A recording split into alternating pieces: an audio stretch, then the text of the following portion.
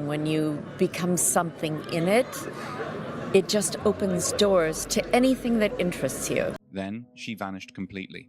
Let's dive into her story today. You probably recall the stunning Bo Derek, right? Here is exactly why she quit Hollywood entirely. A true West Coast kid. Long Beach, California welcomed Mary Kathleen Collins into the world on November 20th, 1956. Paul Collins, her dad, held a high-level position over at the famous sailboat manufacturer known as Hobie Cat. Norma, her mum, made a living doing hair and makeup. As it turned out, her biggest client was none other than movie star Anne Margaret. Having a foot near the door of the entertainment industry would ultimately shape her future in unimaginable ways. Spending her youth around the Los Angeles South Bay, Mary Kathleen possessed an undeniably rebellious spirit. She spent her days as a student at Harbor City's Narbonne High School. However, academics simply could not compete with her deep love for the sea. She openly admitted to ditching her classes just to catch rides to the shoreline. Basking in the glorious West Coast sun always felt significantly better than sitting at a desk. During a 1985 interview on Late Night with David Letterman, she jokingly recounted her rebellious phase. After playing hooky for 4 weeks straight, she got busted and had to return, eventually finding a groove, only to have a movie offer completely derail her education. At just 16 years of age, she met a filmmaker who would dictate her path for the next 25 years. Meet the guy who completely flipped her universe upside down. Back in 1972, Mary Kathleen read for the main starring role in an upcoming project helmed by John Derek. His vision involved filming a love story on location in Greece, though audiences wouldn't actually see the final cut, later named Fantasies, for quite some time. John Derek had already reached 46 years old back then. Throughout the 1950s and 60s, he built a solid acting resume with roles in classics like All the King's Men, Rogues of Sherwood Forest, The Ten Commandments, and Exodus. By the dawn of the 70s, however, he had pivoted his career toward working behind the camera as a filmmaker and photographer. He was additionally tied the knot with Linda Evans, an actress destined for massive stardom playing Crystal Carrington on the hit show Dynasty. Unsurprisingly, Mary Kathleen nailed the audition and secured the role. Production took her all the way to Greece, where a profound romance blossomed between her and the director. Things were incredibly messy right from the jump. He was a married man with a 3-decade age gap over his 16-year-old star. Following Linda Evans' 1974 divorce petition, John fled to Germany with his young partner in order to evade California's strict age of consent regulations. The couple remained overseas until her 18th birthday, finally heading back to America to tie the knot on June 10, 1976. She was a 19-year-old bride, while he was pushing 50. Bo has addressed this controversial era with striking honesty.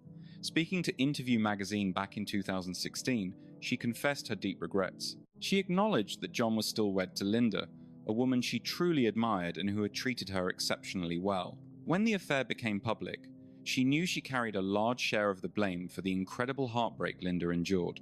Tying the knot completely reinvented her public persona. Merging her old alias, Bo Shane, with her new legal surname, she officially transformed into Bo Derek. However, the overhaul extended far beyond a simple moniker swap. John dyed her locks platinum and meticulously managed every single detail regarding how she presented herself. Having spent decades capturing gorgeous women on film, he possessed a hyper-specific vision for her look.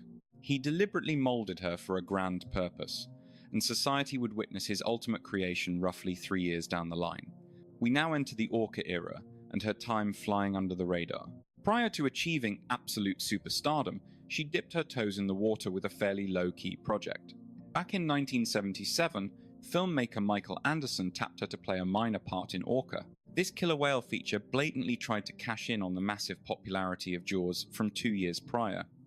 Bo took on the role of a victim who suffers a brutal demise quite early on, thanks to the titular beast. Orca completely failed to elevate anyone's career, and practically did nothing to boost her personal profile. Yet it marked her cinematic debut as Mrs. Derek, granting her a tiny sliver of mainstream exposure. Those relatively silent days bridging the gap between that creature feature and her monumental rise were strictly dedicated to John's intensive grooming process. Shooting her relentlessly, he crafted the exact stylistic framework that would eventually introduce her to the masses. Armed with an incredible eye for photography and a refined artistic taste honed through several past relationships, he channeled all his expertise directly into shaping Bo. She often looks back on this timeframe as a genuine artistic partnership, mastering the art of posing and realizing exactly how her features translated on film. Deciding if this dynamic was brilliant guidance or toxic control really comes down to personal perspective. Regardless, the final product proved absolutely phenomenal. When Blake Edwards started hunting for the perfect leading lady for his upcoming movie, Beau had already endured years of training specifically designed to handle massive public scrutiny. They boast a stunning property filled with 10 horses, 6 dogs, and 4 cats, creating a truly idyllic lifestyle. Let's discuss the smash hit that catapulted her to legendary status. Blake Edwards spent 1979 hunting for talent to star in a rom-com titled 10. This was the same genius behind absolute classics like Breakfast at Tiffany's, Days of Wine and Roses, and the legendary Pink Panther franchise. He certainly possessed nothing left to prove in the movie business. Dudley Moore led the cast as an aging musician battling a midlife meltdown, completely obsessed with a breathtaking girl he spots briefly and simply cannot forget. To make the plot believable, this dream girl needed to possess otherworldly beauty. Beau ultimately snagged the part of Jenny, beating out heavy hitters like Melanie Griffith, Heather Thomas, and Tanya Roberts during the rigorous audition phase. Hitting theaters in October 1979, the movie instantly became a massive pop culture phenomenon. Everyone still talks about that one specific scene. Jogging down the Malibu shoreline toward Dudley Moore in a skin-tight beige one-piece with braided hair, she made cinematic history. That glorious, sun-drenched slow-motion shot ingrained itself into the collective memory of society like almost nothing else ever has. Within a matter of weeks, her face plastered nearly every prominent magazine rack across the nation. Television shows quickly started spoofing the iconic run, and every single person leaving theaters that fall could only discuss her performance. Critics genuinely praised the project, and it absolutely crushed it at the box office. She even managed to score a Golden Globe nod for Best New Female Talent. Bette Midler ended up taking home the trophy for The Rose, yet just getting recognized proved Hollywood was taking her seriously. At a mere 22 years of age, she became the absolute center of attention across the entire country. Her braided hair sparked a massive conversation regarding cultural appropriation, though folks barely batted an eye at it back in 1979. That particular look was deeply embedded within Black history and tradition. Showcasing those braids on the big screen dragged the style straight into white mainstream media, sparking an intense mix of praise and severe backlash. This exact debate continues to pop up time and time again, even decades later. Sudden superstardom always comes with a steep cost. Anyone alive during that decade likely recalls the fallout after 10 hit theaters, even if they missed some of the finer details. Following the premiere, she completely dominated the media landscape, booking countless magazine spreads and talk shows without a second to process her new reality. By her own admission, she felt entirely unequipped to handle the immense pressure. Lacking representation, a PR team, or even legal counsel, she possessed zero infrastructure to navigate the chaos. She famously described the whole ordeal as a total ambush. John eagerly jumped into the void, acting not only as her spouse, but as the absolute mastermind of her Hollywood career. He always had a hand in her business, but post-10, he demanded to direct all her upcoming features, leading to some truly cringeworthy cinema. Following her breakout role in the movie 10, she starred in Richard Lang's 1980 release A Change of Seasons, acting alongside heavyweights like Shirley MacLaine and Anthony Hopkins. Taking on the part of an undergrad entangled with her wedded academic advisor, Derek saw decent ticket sales, though reviewers completely tore the picture apart. Critics solely respected the acting chops of MacLaine and Hopkins, ruthlessly brushing off Beau's efforts, which quickly ushered in an era of consecutive John Derek projects. Hitting theaters in 1981, Tarzan, the Ape Man, shifted the narrative focus entirely from the legendary hero straight onto Beau's portrayal of Jane Parker. The production essentially served as a showcase for her skimpy outfits and bare skin, an undeniable fact reviewers pointed out with absolute bluntness. Even with awful reviews, the movie still raked in more than $35 million, easily making it one of the 15 highest earning pictures that year. Beau actually tied with Faye Dunaway for the inaugural Worst Actress Razzie, giving this brand new award show a favorite punching bag right before her movie Bolero dropped in 1984. Her husband John handled the script, direction, and cinematography for a plot about a recent grad backpacking the globe to find her ultimate romantic match. Mainstream cinemas totally banned the flick due to its hardcore X rating, leading critics to tear it apart and use it as the ultimate punchline for toxic Hollywood excess. The ceremony roasted them by handing out trophies for awful directing, terrible writing, and worst picture, while giving Beau her second worst actress title in just 3 years. 5 years dragged by before Ghosts Can't Do It hit screens in 1989, featuring John directing his wife as a widow whose deceased spouse returns as a spirit to help her score a younger guy. These days, people only remember it for a bizarre Donald Trump cameo that Beau admitted was custom written for him just before the movie totally bombed at the box office and the Razzies. Taking home honors for worst picture, awful directing, Trump's horrible acting, and Beau's third worst actress win, she later confessed how incredibly weird it felt to lose her personal privacy. She never realized she valued keeping to herself until things went south on camera, revealing a harsh pattern that becomes super obvious when you look at her timeline. John basically built every single project around highlighting his wife's body, leaving audiences with incredibly shallow plots and one-dimensional characters that drove reviewers completely insane. None of these terrible scripts ever gave the actress a real chance to prove if she actually had any genuine talent hidden beneath the surface-level eye candy. Ticket sales definitely muddied the waters though, because fans absolutely flocked to her blockbuster hit Tarzan, proving that her massive star power possessed serious staying power. Unfortunately, every critically trashed movie drained her audience's patience dry, though the actress always discusses this era without showing a single ounce of bitterness. She openly insists she happily chose those roles, while working as an equal partner with John, entirely refusing to play the victim card regarding their creative choices. Still, teaming up with only her spouse essentially trapped her inside a tiny professional bubble, making it practically impossible to break free once the industry typecast her forever. When show business boxes someone in like that, casting directors only send over roles that feed the stereotype instead of pushing boundaries, leaving fans wondering about missed opportunities. Director Blake Edwards originally spotted serious potential beyond her gorgeous looks when casting her in 10, gifting her a hilarious and sweet role that audiences genuinely connected with. Her following gigs completely ignored that early success, as her husband's ongoing projects just aggressively milked the exact same scandalous vibes that originally made her infamous. Nobody ever bothered to explore her unique on-camera charisma, because the garbage movies wrapping around her performances simply weren't worth anyone's time or serious analysis. That major breakthrough from 10 back in 1979 gave her legitimate momentum, but the subsequent decades completely squandered every single chance to actually capitalize on it. Following her ghost movie disaster, her acting gigs completely dried up, leaving her with obscure television flicks like Hot Chocolate in 1992 and Shattered Image in 1994. She also pumped out a cheap straight-to-video thriller called Woman of Desire, proving her career had hit rock bottom before Tommy Boy randomly shook things up in 1995. Playing a wickedly fun stepmom alongside Chris Farley and David Spade finally gave her a massive box office comedy hit, even though she still caught a hilarious Razzie nomination. Love it or hate it, Tommy Boy actually packed theaters with paying crowds, successfully introducing her to plenty of young kids who were born way after 1979. She coasted through the late 1990s doing minor TV gigs, snagging 4 quick episodes of Wind on Water in 1998, alongside a Drew Carey Show cameo in 1999. Things stayed pretty low-key until her husband suddenly passed away in May 1998, leaving behind her adamant claims that they were only together out of pure love. It truly marked the end of an epic era when 71-year-old John succumbed to heart issues at their Santa Maria estate on May 22, 1998, wrapping up 22 years of marriage.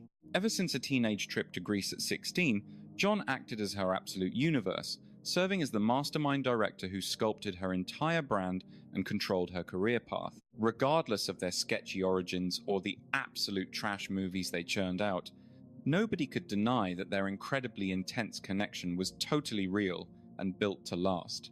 Finding another guy was completely off the table after losing him, so she happily retreated to her massive ranch to focus heavily on her beloved animals and charity work. Completely thrilled with playing the role of a quiet hermit, everything flipped completely upside down when a random phone call unexpectedly sparked a brand new romantic era. Back in 2002, Agent Norby Walters desperately needed an Oscars date for his client John Corbett, the famous actor who everyone knew as Aiden from Sex and the City. She warned him it had been 5 long years since her last date, and since Corbett was 5 years younger, Both totally assumed the night would be extremely casual. Sparks flew instantly, and they basically never left each other's side, with Bo later telling reporters that his constant jokes and vibrant energy hooked her forever. They totally ignored societal norms by happily living out of wedlock for almost 20 whole years, dodging the spotlight and absolutely refusing to care about gossip columns. Chatting with Entertainment Tonight back in 2015, she bluntly admitted that older couples honestly don't need a wedding ring, though lockdown definitely flipped the script.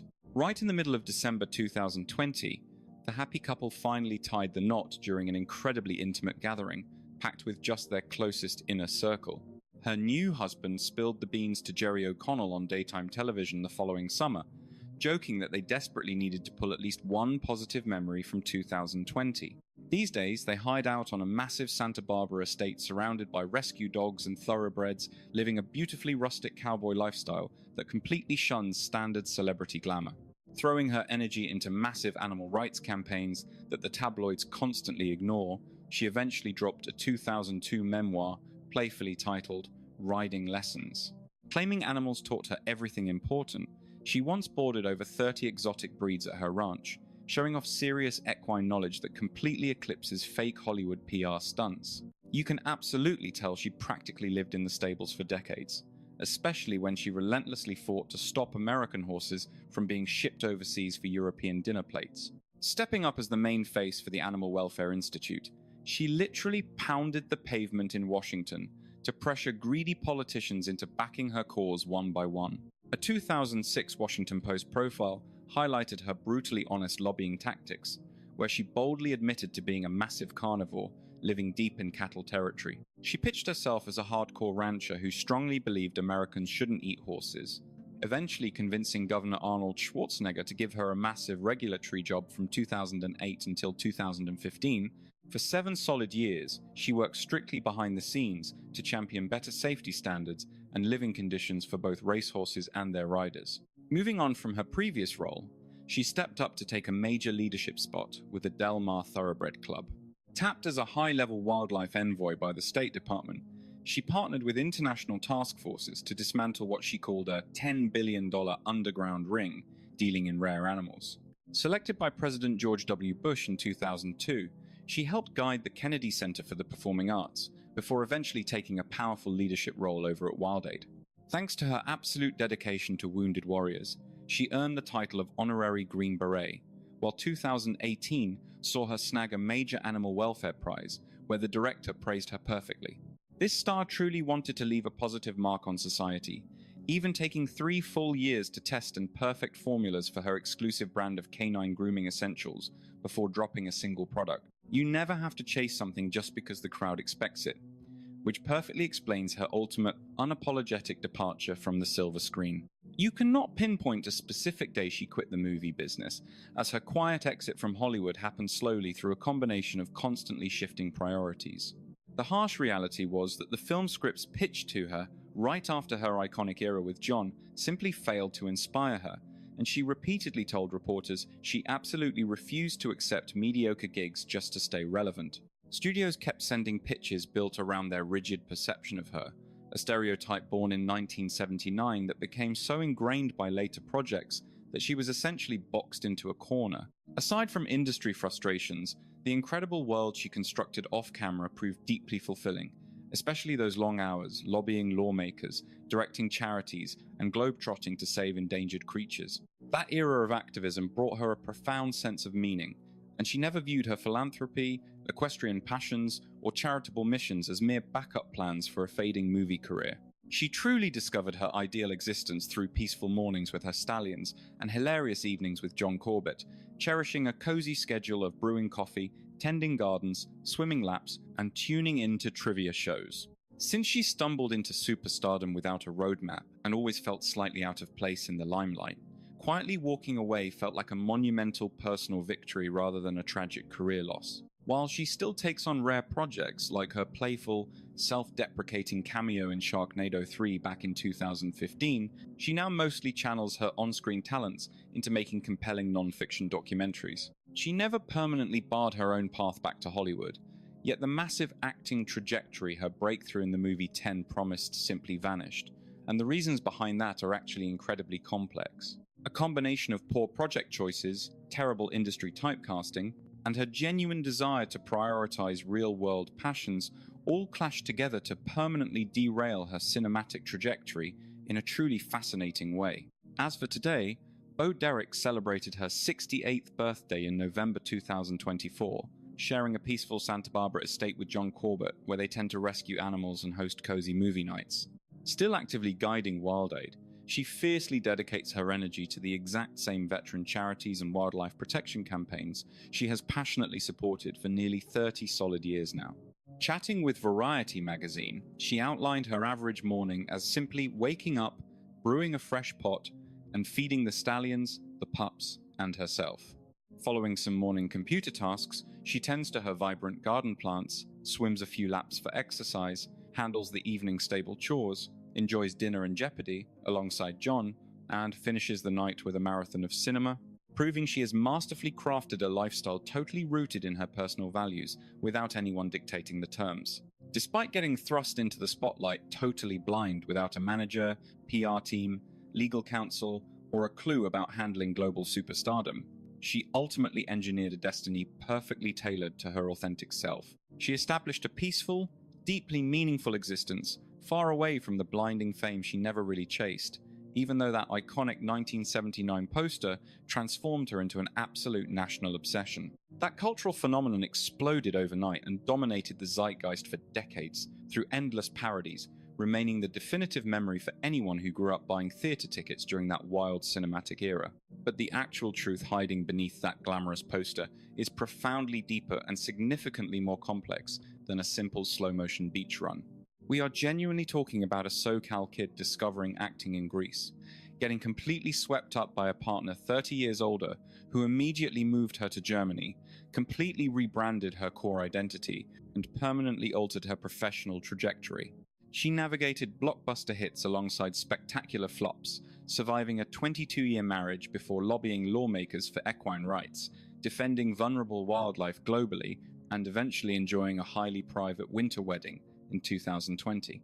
She finally settled down on a sprawling Santa Barbara estate alongside her beloved stallions, rescue pups, and a remarkable partner who consistently keeps her laughing every single day. So that is the authentic reality behind the pinup. A truly spectacular ride, and we really hope this deep dive sparks some nostalgia while revealing the hidden depths of a superstar you only thought you understood. This Hollywood legend proved she was vastly superior to the singular stereotype that launched her, making her complete history absolutely fascinating. So please smash that like button if you enjoyed the ride. Hitting like seriously boosts our reach. And you should definitely hit subscribe right now, since we have a ton of incredible celebrity deep dives coming your way very soon.